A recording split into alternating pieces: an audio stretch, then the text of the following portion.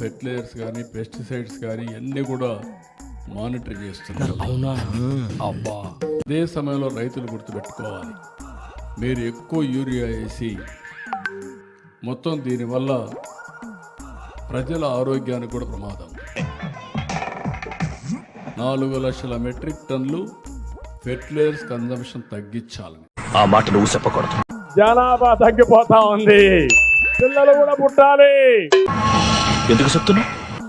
అదే మరి pesticides consumption తగ్గించాలని. శ్రీలంకలో తీవ్రమైన ఆర్థిక సంక్షోభం నెలకొంది. కాకపోతే ఫెర్టిలైజర్స్ ఎక్కువ వాడితే క్యాన్సర్ వస్తుంది. ఆర్గానిక్ ఫార్మింగ్ కు వెళ్తామంటూ ఎరువుల్ని టోటల్ గా బ్యాన్ చేశారు.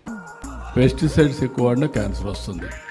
ఈ విషయం కూడా మనం గుర్తుపెట్టుకోవాలి. సో ఎరువులు నిషేధించి ఆర్గానిక్ ఫార్మింగ్ అన్నారు. పెస్టిసైడ్స్ యొక్క కన్జంప్షన్ తగ్గిస్తాం.